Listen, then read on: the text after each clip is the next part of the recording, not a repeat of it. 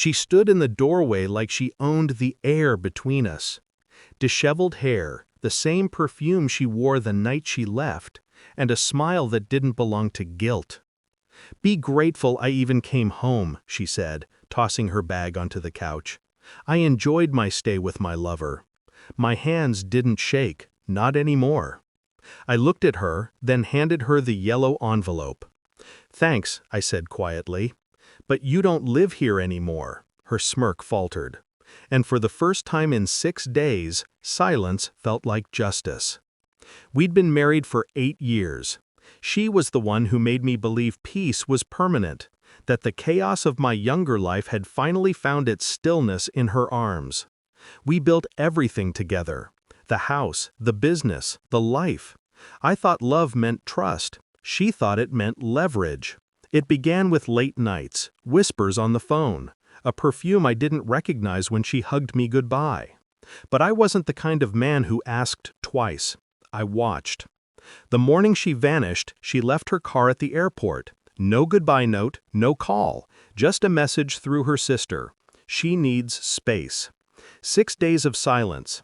6 days where every photo, every word, every memory twisted into evidence. I didn't rage. I researched. The first night I opened our joint accounts. She'd withdrawn $12,000 in cash. The second, I checked our business server. She'd transferred client data to her personal email. The third, I called a friend in law enforcement. He helped me trace the location of her phone, a coastal hotel 2 hours away. The fourth, I drove there, parked outside room 217, watched her silhouette through the curtains. She wasn't alone. I didn't knock. I didn't cry. I just took photos. Time-stamped, clear, undeniable. By the 5th day, I had everything: affair proof, embezzlement proof, divorce leverage, and a calmness I hadn't felt in years. Because when someone you love burns the life you built, you stop trying to douse the flames. You learn to use them. That yellow envelope? It held the fire. Inside were copies of her messages, her bank transfers, her company theft, all addressed neatly to our attorney, the board, and her lover's wife. A small note on top read, "You taught me to let go." So I did. She opened it slowly, her lips parting, eyes scanning. The color drained from her face like paint washed away by rain. You can't." "I already did," I said. Her voice cracked. "You wouldn't ruin me over a mistake." "Mistake?" I stepped closer. "You planned this for months. You took from me, lied to me, slept with him in a room we were supposed to spend our anniversary night in. So no, I didn't ruin you. You did that all by yourself. I just made sure there's proof." 2 days before she came back, I'd met with our lawyer. The divorce papers were finalized, the assets frozen. The house, the accounts, even her car, all legally transferred out of her name. The company board had already voted to suspend her. Her lover's wife received the photos that morning. The world she thought she could build without me collapsed before she walked through that door. She slumped onto the couch, breathing fast. "You loved me," she whispered, as if that was her last defense. "I did," I said. "And you used it against me. You turned my loyalty into your weapon. I just took it back." Her eyes filled with tears she never earned. She reached out, but I stepped back.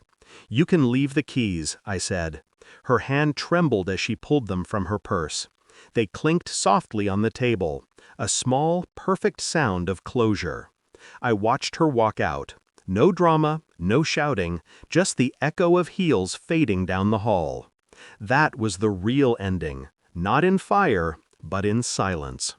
Later that night, I stood by the window, watching the rain start to fall. The house was quiet. Too quiet, maybe, but it was mine again. I thought about how easily love can rot when pride seeps in. How betrayal doesn't start with cheating, but with forgetting gratitude. I didn't feel victorious, just clean, like I'd scraped something poisonous out of my life. 3 days later, I got a call. Her lover's wife had filed for divorce. Her company issued a public statement about her termination pending investigation. She tried calling me once after that. I didn't answer. Revenge doesn't always look like chaos. Sometimes it's paperwork, silence, and timing. Sometimes it's just the right envelope, handed at the right moment. I burned the original photos that night in the fireplace, watched the edges curl and fade. Because this wasn't about keeping evidence anymore. It was about erasing her from my story. She'll remember that yellow envelope for the rest of her life. I'll remember the moment I finally stopped begging someone to respect what I built. Love made me blind. Her betrayal made me see. And revenge? Revenge made me free.